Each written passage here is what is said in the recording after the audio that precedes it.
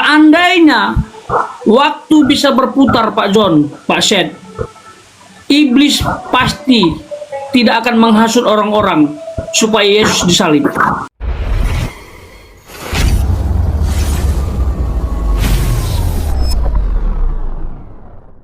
Dan hari ini kita temanya peran iblis. Ya, dikatakan orang di luar sana seolah iblis berperan penting dalam penyaliban Tuhan Yesus, dalam karya penyelamatan Tuhan Yesus untuk umat manusia. Dia disalib. Seolah itu iblis itu ambil bagian dalam penyelamatan itu. Apakah benar demikian?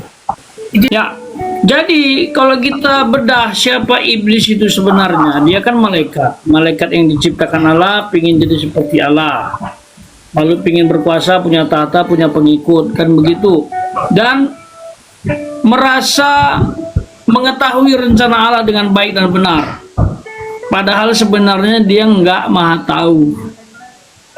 Dia nggak tahu. Tadi Pak John sudah tegaskan secara singkat. Jadi pemahamannya beginilah. Intinya kan dia ingin menggagalkan rencana Allah. Bahkan dari waktu dia berpuasa 40 hari, 40 malam. Dia mau gagalkan puasanya itu kan? Dengan cara berpikir yang saya tangkap, kalau dia gagal berpuasa, maka gagallah karyanya. Nah, yang saya tafsirkan begini, iblis itu ingin menggagalkan Tuhan Yesus dalam merekrut banyak orang menjadi pengikut. Seperti itu. Ya. Dan berupaya untuk membunuh Yesus. Dia pikir kalau Yesus berhasil dibuat berdosa dan dibunuh, maka gagallah rencananya untuk menobatkan manusia sebanyak mungkin. Tapi satu yang iblis lupa, bahwa Yesus memang harus dibunuh. Jadi ini saya pikir ada kesalahpahaman. Iblis salah paham terhadap karya Allah. Dia pikir kalau Tuhan Yesus dibunuh, gagal karyanya. Makanya dia sangat berapi-api, ya, untuk membuat Yesus disalib. Dia provokasi pemimpin agama Yahudi, dia provokasi Pilatus, tentara Romawi, sehingga dia akhirnya disalib. Nah itu. Jadi kalau tuduhan yang mengatakan bahwa iblis punya peran dalam penyaliban Yesus salah. Dari mana dilihat salah? Dari motivasinya. Jadi motivasi iblis menghasut orang-orang untuk Yesus disalib bukan supaya Yesus menyelamatkan manusia, tapi supaya karya Yesus, karya Allah gagal di tiang salib. Begitu. Jadi dari motivasi saja salah. Jadi bukan berperan namanya. Ya. Jadi jangan dibilang berperan. Dia nggak tahu, dia bodoh, begitu ceritanya. Masa orang nggak paham dijadikan pahlawan? Seandainya waktu bisa berputar, Pak John, Pak Syed, iblis pasti tidak akan menghasut orang-orang supaya Yesus disalib. Karena melalui penyaliban dia, justru karya penebusan dosa terjadi. Dampak dosa yang ditimbulkan akibat godaan Lucifer itu, iblis itu, yang mengakibatkan seluruh manusia jadi berdosa, itu dipulihkan. Nah, sekarang kita akan lanjut tentang pembahasan berikutnya, yaitu strategi iblis dalam menjatuhkan Yesus. Nah, ini perannya iblis dalam penyaliban Yesus. Dia punya strategi untuk menjatuhkan Yesus. Pencobaan, mendorong Yudas untuk berkhianat, dan menyulut kebencian orang Yahudi. Dia memakai orang-orang Yahudi untuk benci kepada Yesus. Nah, itu yang akan jadi pembahasan kita. Mulai dari pencobaan di padang gurun. Apakah iblis juga berperan dalam ingin menggagalkan puasanya atau menguji keahliannya Yesus. Bagaimana? Silakan, Pak Pendeta atau khotbah populer. Strategi iblis dalam menjatuhkan Yesus dalam bidang apa saja? Ya, yang pertama itu kan di padang gurun. Itu waktu Yesus berpuasa kan 40 hari 40 malam dengan 3 kali dia coba seperti itu. Dan pelayanannya banyak sekali orang-orang mencobai.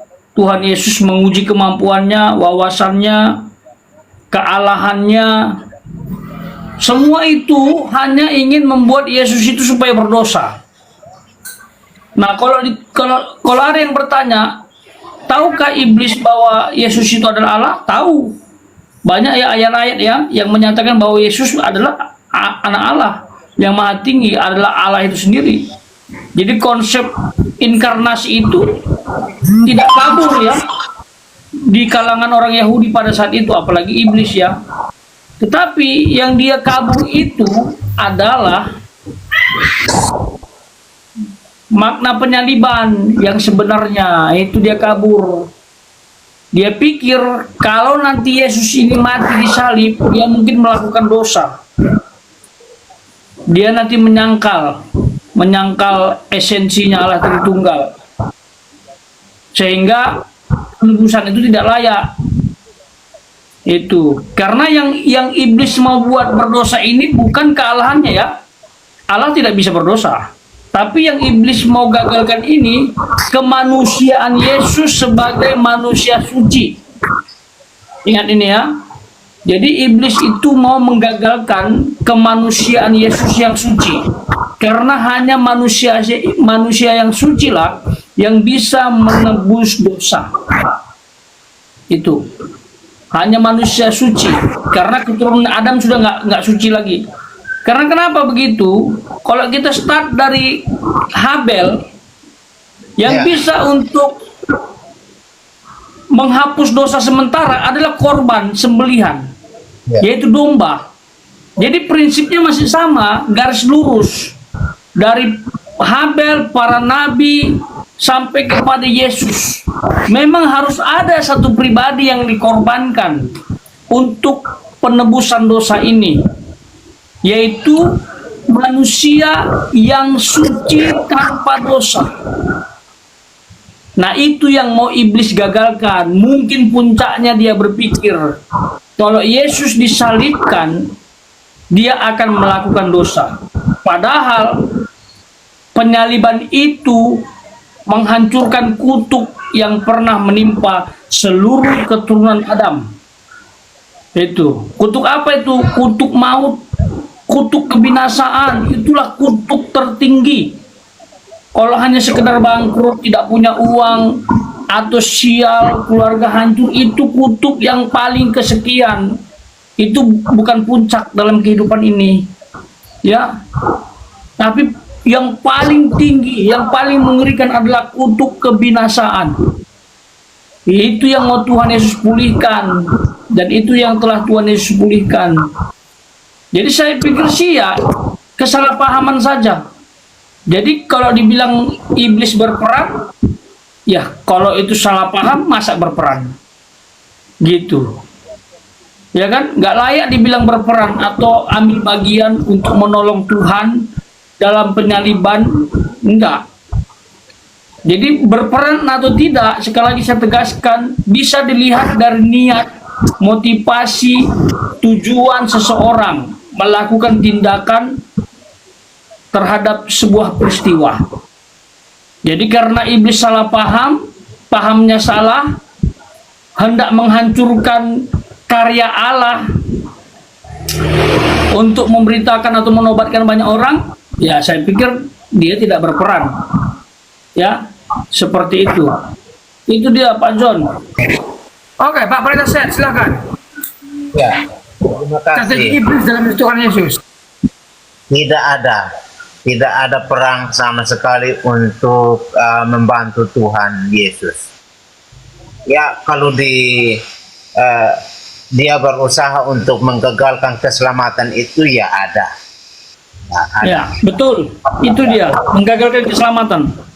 Itu ada karena apa? Satu, waktu Yesus lahir itu sudah berusaha lewat Herodes itu. Ya, Herodes pura-pura dia kumpulkan ahli-ahli Taurat, bangsa Yahudi yang pintar pada saat itu untuk minta keterangan di mana Mesias itu akan lahir. Lalu mereka memberikan keterangan kepada Raja Herodes bahwa di Bethlehem, kota Daud. Nah, itu artinya bahwa itu sudah punya rencana untuk menggagalkan karya keselamatan yang tadinya kita sudah dikutuk. Tadi sudah dijelaskan sama kota populer bahwa manusia sudah dikutuk untuk binasa. Sebenarnya kita ini sudah binasa. Jangan kita sekarang ini, waktu manusia sudah mau dihapus dari muka bumi, yaitu zaman Nuh. Tapi Nuh itu dapat kasih karunia. Lalu datanglah kepada Yesus datang dan berusaha iblis untuk menggagalkan kalau bisa manusia itu tidak usah diselamatkan, biar kami tambah banyak seperti itu. Karena iblis waktu itu dia bawa sepertiga malaikat di surga. Nah, kalau tambah dengan manusia yang sejumlah banyak manusia di dunia ini sekarang ini, semua kita berbuat dosa lah. Semua, tidak ada satupun yang benar. Coba. Mungkin tambah dengan sepertiga malaikat itu mungkin tambah banyak lagi. Oke, pencobaan yang kedua, dia mendorong Yudas Iskariot untuk berkhianat. Nah, apakah iblis yang mengasut atau niat daripada Yudas? Yudas juga dipakai Tuhankah untuk karya penyelamatan atau karya salib Yesus? Bagaimana menurut teman-teman? Sekarang kita bahas tentang Yudas, tentang pengkhianat. Ya. Jadi, ada ayat yang mengatakan bahwa Yesus memang harus disalib. Dia harus disalib dan dia harus mati untuk menembus dosa, kan gitu. Sebagai penggenapan dari nubuat perjanjian lama. Tapi Alkitab tegas bahwa celakalah orang yang oleh karenanya Yesus disalib. Begitu. Ya. Jadi sekali lagi saya percaya peran itu bisa dilihat dari niat. Misalnya kalau kita diperhadapkan kepada hukum, ya, yang dipertimbangkan adalah niat, itu motivasi seseorang dalam kejadian tersebut. Kalau dia nggak bermaksud, nggak sengaja, misalnya nabrak orangnya mati, itu lain cerita dibanding dengan orang yang memang berencana untuk melakukan pembunuhan. Nah, itu. Jadi Yudas pun motivasinya beda. Dia tidak tahu bahwa ternyata penangkapan Yesus itu sampai kepada penyaliban. Makanya dia paling menyesal sehingga mengakhiri hidupnya, kan? Dia pikir Tuhan Yesus hanya sekedar ditangkap, diadili gara-gara dia dianggap bidat, kan gitu. Penyesat. Nggak taunya malah hukumannya lebih berat dan sampai kepada penyaliban. Sehingga dia mengakhiri hidupnya merasa bersalah. Seandainya kalau Yudas itu tahu bahwa penyaliban Yesus untuk menebus dosa, pasti dia tidak akan bunuh diri. Dan dia pasti enjoy karena sudah berperan untuk penyaliban Yesus. Nah, bagaimana dengan peran dengan orang-orang Yahudi yang kemudian membenci Yesus? Awalnya mereka memuji-muji, akhirnya mereka membenci. Bahkan semua orang Yahudi membenci, bahkan sampai sekarang juga tidak mengakui Yesus Tuhan. Bagaimana penjelasan itu? Ya, saya pikir prinsipnya sama, Pak John. Ya, saya pikir prinsipnya sama. Sama-sama nggak paham, pahamnya salah, ya. Karena dalam pandangan orang-orang Yahudi, khususnya yang kontra ya, termasuk pemimpin-pemimpin agama itu, bahwa Yesus itu adalah bidat, penyesat. Itu makanya dia utus beberapa orang untuk mencobai, kan gitu. Banyak adegan yang menunjukkan bahwa Yesus dicobai, ya, termasuk dengan uang yang dua sisi itu. Apakah kita boleh membayar pajak atau tidak? Nah, itu Tuhan Yesus dengan jawaban yang bijaksana, kembalikan kepada manusia apa yang engkau harus berikan kepada Allah, berikan kepada Allah, begitu kan. Jadi banyak upaya-upaya yang dilakukan oleh orang-orang Yahudi, baik itu oleh pemimpin agama maupun yang dihasut untuk menjatuhkan Yesus, itu sebenarnya adalah upaya menghancurkan pelayanannya. Itu bahkan sampai kepada penyaliban, bahkan sampai kepada Yudas yang dipakai tadi oleh pemimpin agama. Itu kan upaya untuk menghancurkan karir, begitulah istilahnya, menghancurkan pelayanan, gitu. Bukan dengan maksud supaya Yesus disalib dan digenapi karya penyelamatan. Bukan. Ya. Dan ada juga pemahaman yang berpikir bahwa Yesus itu adalah Mesias. Mesias untuk memulihkan bangsa Israel dari krisis ekonomi, kepemimpinan dan spiritual. Ternyata loh, kok lain gitu. Makanya banyak kontroversi di Israel pada saat itu, sehingga mereka sangat berambisi untuk menyalibkan Yesus. Begitu. Menyalibkan Yesus bukan dengan tujuan karya ilahi tadi, tapi untuk mengakhiri pelayanannya. Ya, supaya musnah ini orang, anak si tukang kayu, begitulah.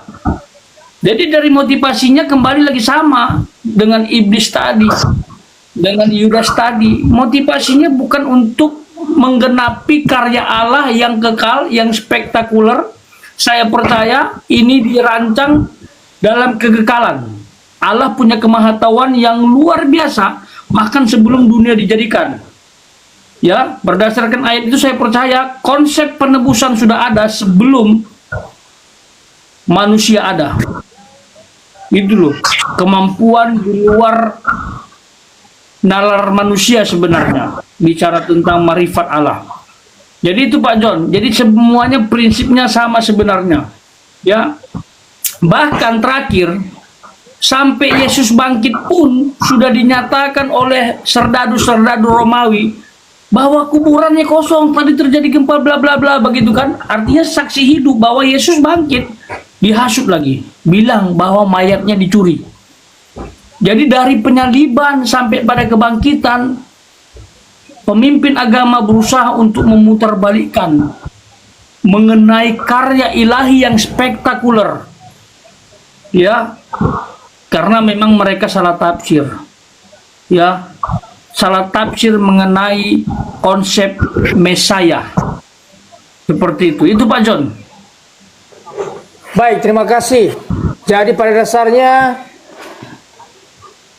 iblis dan Yudas, bahkan orang-orang Yahudi itu ada kepentingan pribadi mereka ya, bukan membantu karya penyelamatan atau Tuhan pakai mereka, tidak, tapi ada kepentingan pribadi seperti Yudas. Ya, ini Pak Anton sudah share tadi, keren sekali nih. Dia bilang begini, banyak sekali orang-orang zaman sekarang ini masih mempunyai roh atau dirasuki roh Yudas. Bahkan nama Tuhan juga dirasuki roh Yudas. Nah, itu maksudnya kepentingan pribadi, yaitu memperkaya diri, mengambil uang Tuhan, mencuri uang Tuhan. Itu jangan sampai terjadi, karena ini melihat Yesus jadi sebagai sumber mencari keuntungan. Nah, jadi mereka menjual nama Yesus istilahnya untuk memperkaya diri. Di zaman sekarang ini banyak sekali. Itu yang di-share Pak Anton di bagian chat ya. Mereka menjual firman Tuhan demi cuan. Nah, tentu saja ini adalah kepentingan pribadi.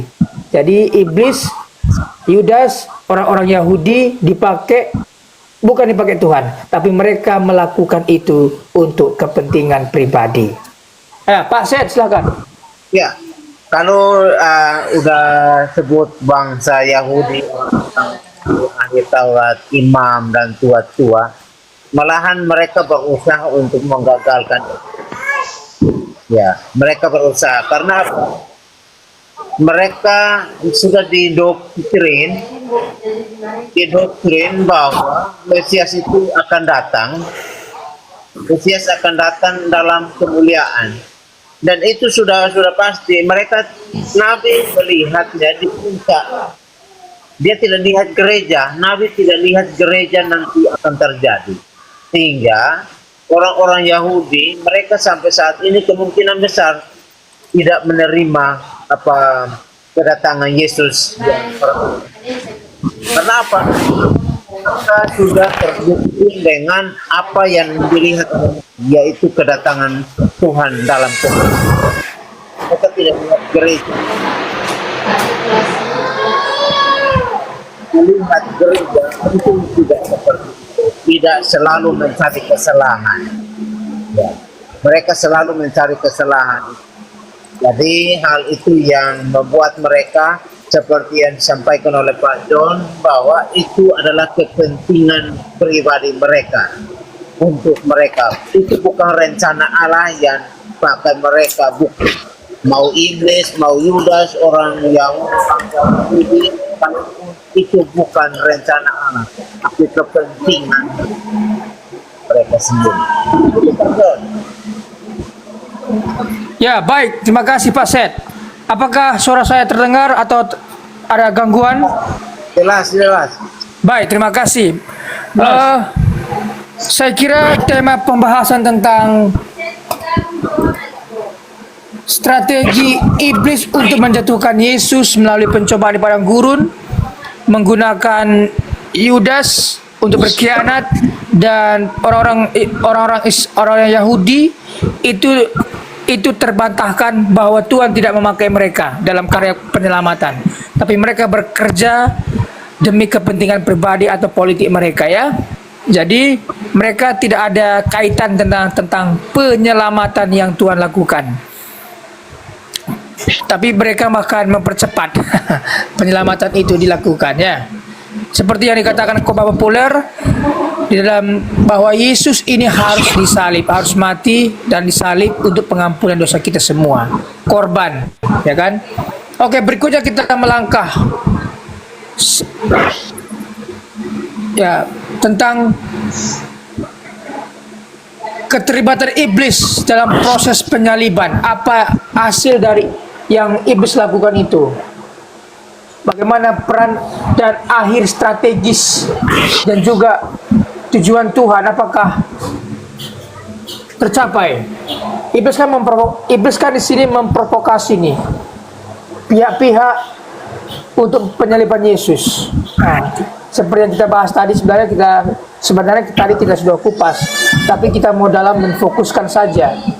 Apakah keterlibatan iblis dalam penyaliban ini dalam memprovokasi dan sebagainya, atau akhir tragis bahwa Yesus menderita mati di kayu salib seolah-olah iblis telah mencapai kemenangan.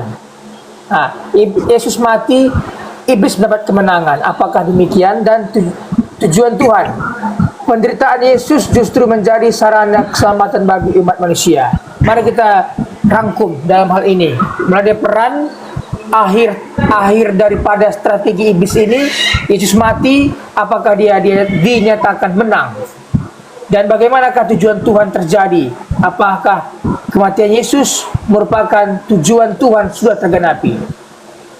Ya, saya coba ya untuk yang pertama, keinginan manusia. Waktu Yesus sudah mau dibawa untuk disalibkan, itu adalah teriakan banyak orang kepada Pilatus, ya, Kayafas. Jadi karena mereka sudah berusaha untuk membebaskan seorang penjahat, yaitu Yesus Barabas, itu untuk mereka, dan mereka memilih untuk Yesus Kristus disalibkan. Karena apa? Karena menurut mereka bahwa ajaran Yesus itu tidak benar. Ajaran yang dilakukan oleh Yesus yang menamakan dirinya anak Allah, harus hari Sabat ya, Yesus adalah Tuhan untuk hari Sabat dan segala sesuatu yang telah dilakukan dalam pelayanan. Dan keinginan mereka sangat tinggi. Kalau bisa ajaran itu tidak boleh disebarkan. Bahkan ketika Yesus mau disalibkan pun mereka sudah melihat seperti tentara itu melihat buktinya bahwa tabir bait Allah terbelah menjadi dua juga sudah disampaikan, dan dia bertobat, dikasih tahu juga masih keras hati mereka untuk menerima kenyataan. Lalu ketika Yesus sudah mati, mereka berkata, oh ini pasti bukan Tuhan. Padahal Yesus matinya masuk ke perut bumi itu dengan tujuan untuk memproklamasikan kemenangan, kemerdekaan, pengampunan dosa, dan penghapusan dosa pengorbanannya di kayu salib. Bahwa orang-orang yang mati sebelum Yesus itu mereka harus tahu tentang kedatangan Yesus ke dunia ini. Jadi hal itu terjadi supaya genap firman Tuhan bahwa di alam maut pun Yesus bisa tembus dan bisa kembali. Artinya bahwa tidak ada yang dapat membatasi ketuhanannya Yesus dan kesuciannya Yesus dan kekudusannya. Jadi setiap peran seperti yang tadi bilang, iblis ambil perang di dalam pelayanan Yesus atau penyaliban, tidak ada sama sekali. Itu semua rencana Allah untuk menyelamatkan manusia dari dosa. Itu dari saya, Pak John. Pak khotbah populer mungkin ada tambah. Oke, selanjutnya khotbah populer. Oke, kalau saya boleh ini ya, dari sudut pandang Allah lah ya. Tadi kan dari sudut pandang tokoh-tokoh yang kita sebutkan, iblis, para murid, dan tokoh-tokoh agama, apakah ada peran andil dalam penyaliban Yesus atau karya keselamatan? Itu konteksnya kan. Cuman saya mau menambahkan dari sudut pandang Allah. Nah, ini jujur saya pikir ini agak misterion. Ya, misteri bisa dikatakan begitu.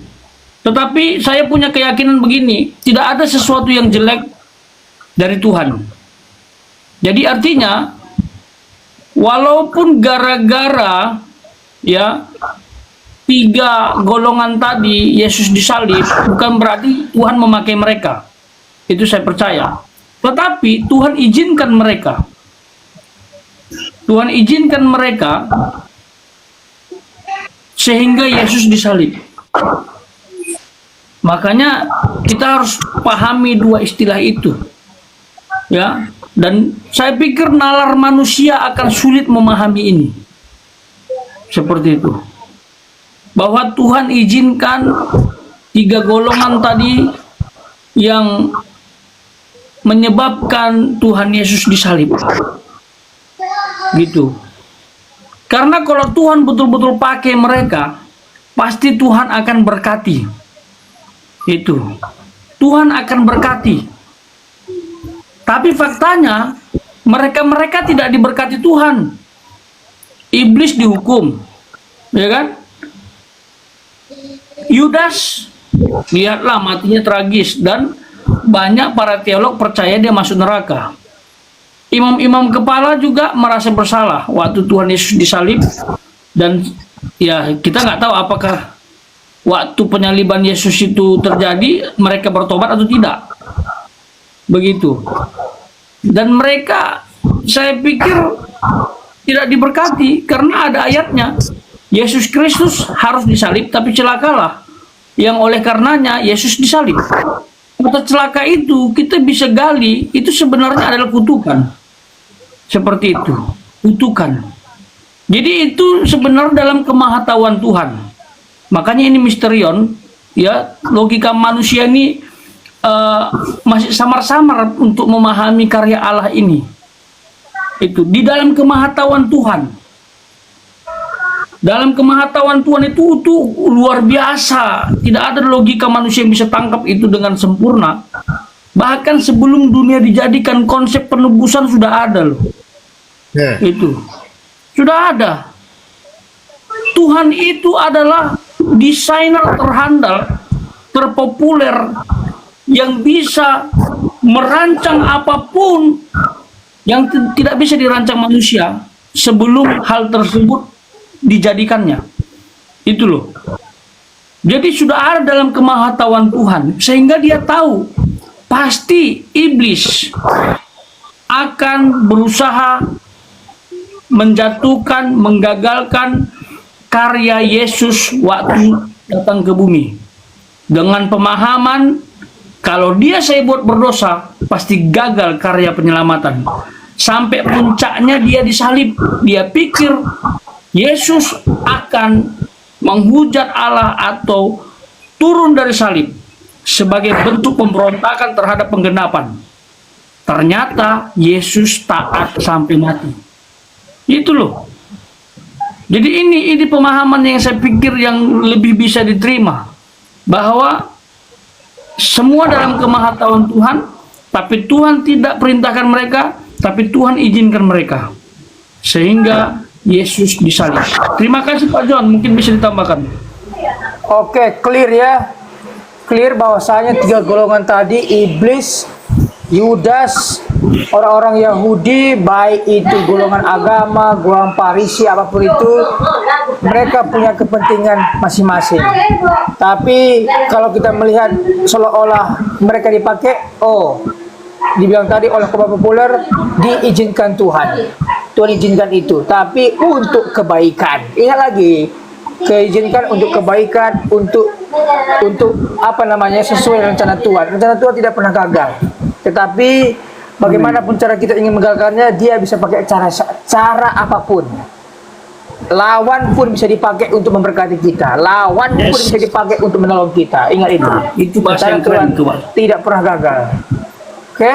Nah, baik, kita langsung saja ke aplikatif ya. Saya kira pembahasan tentang apakah iblis, apakah Yudas, apakah orang-orang Yahudi, ahli agama, Farisi dipakai Tuhan untuk karya keselamatan, sudah jelas, sudah clear ya. Mereka diizinkan Tuhan, tapi Tuhan punya rencana yang indah untuk kita. Sekarang kita lanjut ke bagian ini, bagian dampak penyaliban. Ini penting, dampak penyaliban Yesus bagi umat manusia. Ini penting karena banyak orang tidak mempercayai penyaliban, bukan Yesus yang disalib. Sekarang kita bahas tentang dampak penyaliban Yesus bagi umat manusia. Itu seperti apa? Bagi iblis, penyaliban Yesus adalah kemenanganku. Bagi kita, penyaliban Yesus adalah apa dan sebagainya. Apa dampaknya bagi kita? Silakan. Oke. Ya, kalau dampaknya penyaliban, kalau kita sebagai orang yang percaya, ya, saat ini karena saya merasakan, saya sudah percaya bahwa Yesus disalib untuk menebus dosa manusia, dosa keturunan, dosa nenek moyang yang dilakukan oleh Adam, dan dosa kutuk itu yang tadi sudah disampaikan oleh khotbah populer bahwa kita seharusnya sudah dibinasakan, tapi Yesus hadir untuk menggantikan kita, atau kita berlindung pada Yesus. Nah, kalau dibilang seperti tadi Pak John Prekado bilang bahwa iblis, karena Yesus disalib, jadi iblis dia berkata, aku menang. Kita tunggu ketika Yesus bangkit kembali dari maut, ia menang atas segala kutuk yang telah dibuatnya oleh Allah, karena Allah punya rencana yang indah dari awal bahwa manusia ada di dunia, manusia jatuh dalam dosa dan manusia harus diselamatkan. Itu rencana Allah. Dan kita tidak bisa masukkan akal sehatnya kita sebagai ciptaan untuk mengatakan bahwa oh berarti trama yang dilakukan Allah untuk manusia. Bukan seperti itu, tapi Allah punya rencana yang indah bagi manusia, tetapi manusia tidak taat, suka melawan, sehingga jatuhlah manusia dalam dosa dan harus diselamatkan. Karena Allah tidak ingin manusia itu binasa.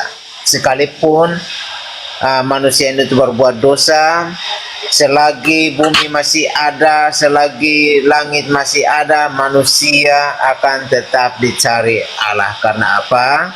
Karena Allah sangat mengasihi manusia sebagai ciptaannya yang mulia. Oke, tadi Pak John singgung ya mengenai penyaliban Yesus ya.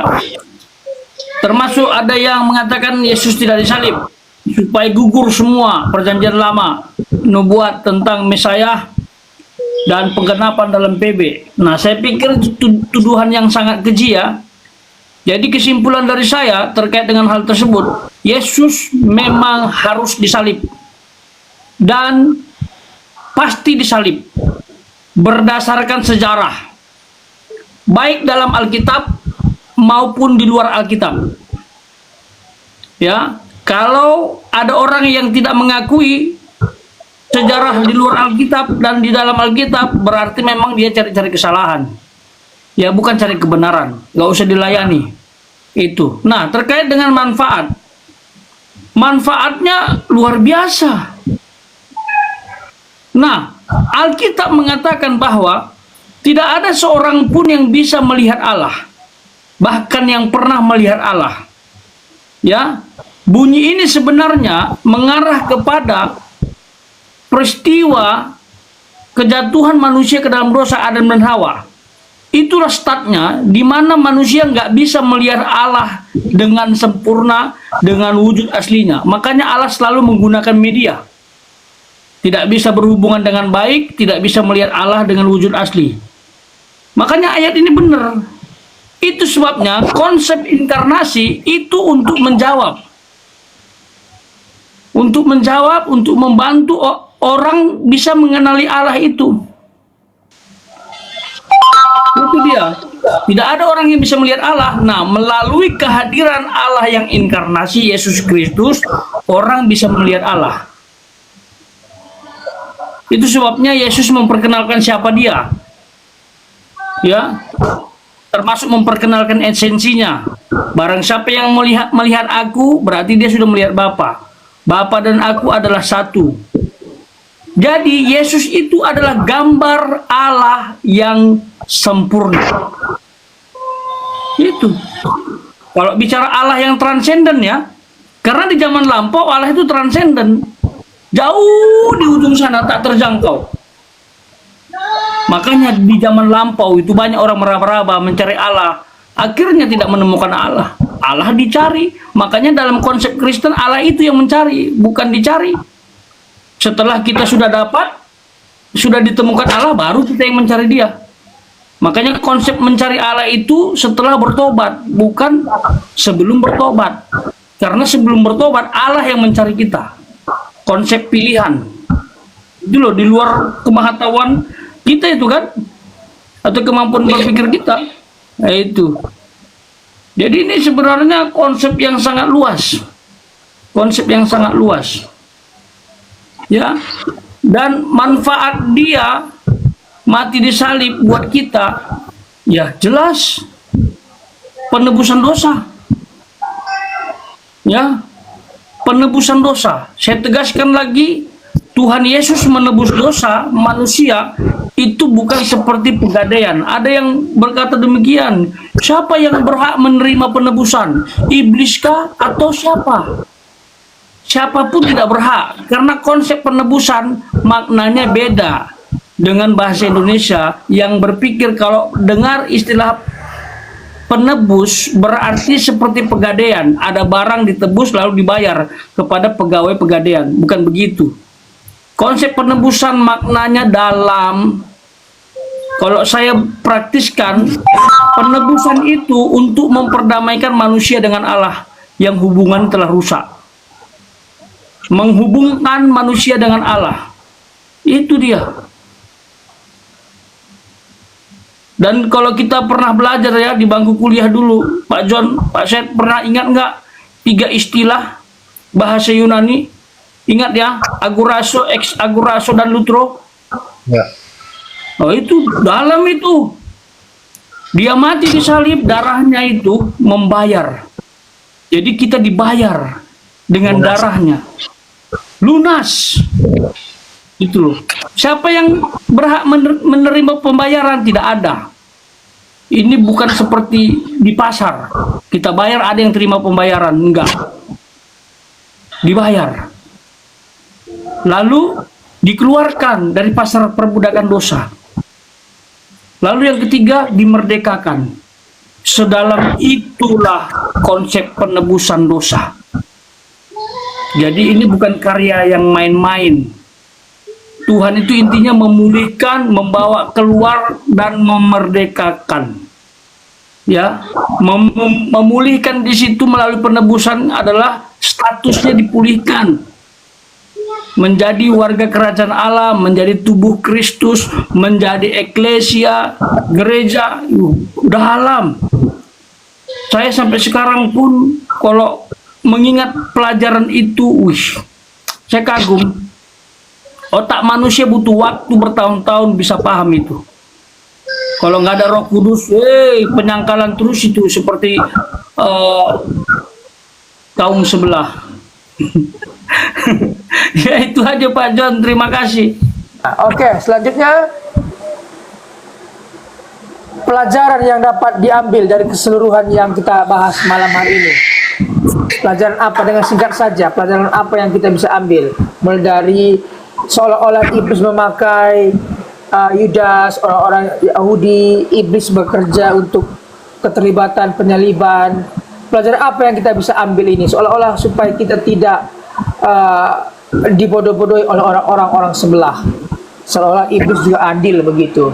Pelajaran yang saya ngambil di pembahasan kita mulai dari rencana, ya ada yang bilang keterlibatan iblis, keterlibatan Yudas dan orang-orang Yahudi, bahkan semua yang di luar sana bersuara bahwa bukan Yesus yang disalib tapi muridnya. Saya imani bahwa Yesus Kristus adalah Tuhan dan Juru Selamat dunia. Dan Yesus Kristus juga mampu untuk mengampuni dosa manusia. Ya, karena anak manusia diberikan kuasa untuk memberikan pengampunan, baik di surga dan di bumi.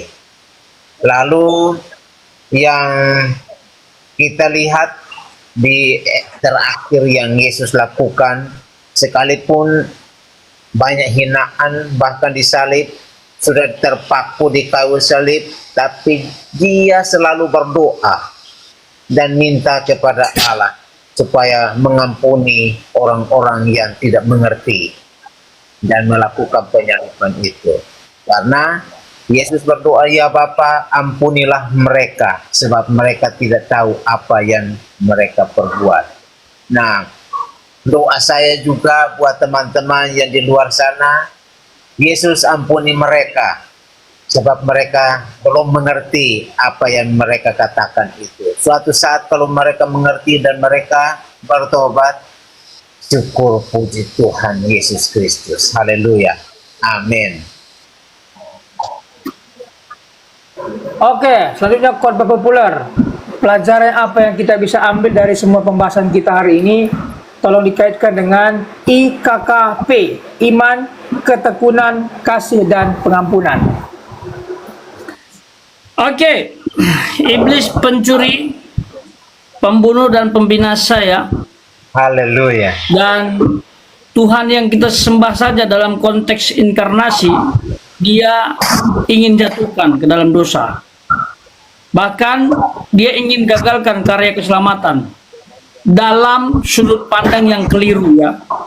Dia pikir kalau Yesus mati dan melakukan dosa maka gagal karya keselamatan. sehingga puncaknya disalib adalah iblis juga yang menghasut para pelaku kan. Nah, jadi maksud saya begini, kalau kita sudah kenal iblis, kita harus waspada. Karena iblis prinsipnya, kalau dia nggak bisa jatuhkan yang kuat, dia jatuhkan yang lemah. Nah, yang lemah itu siapa? Kita pengikut Yesus. Coba lihat sejarah. Para murid banyak yang jatuh dalam dosa. Ya, Yudas lebih tragis itu. Petrus juga jatuh dalam dosa. Thomas juga sempat bimbang. Saya percaya itu semua bisikan iblis. Jadi, pastikan kita anak-anak Tuhan beriman teguh kepada Yesus. Itu iman itu adalah dasar yang paling utama. Kalau udah nggak beriman udah selesai. Itu lalu melayani dengan kasih, tekun. Ingat, iblis bisa menyamar seperti malaikat terang, seolah-olah apa yang kita lakukan benar, padahal sudah masuk dalam jebakan Batman iblis. Itu saya ingat sekali itu. Kalau teman-teman pernah dengar apa yang disampaikan oleh Bapak Dr. Kris Marantika, itu 3T, ingat nggak ya? Lupa apa 3T?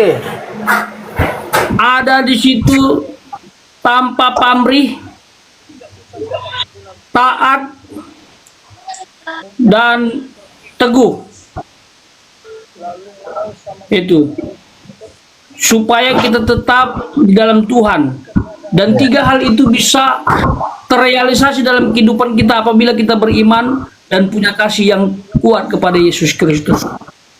Itu ya, makanya yang sering menghancurkan seseorang motivasinya dalam Tuhan, melayani Tuhan, adalah itu tadi, tidak tanpa pamrih.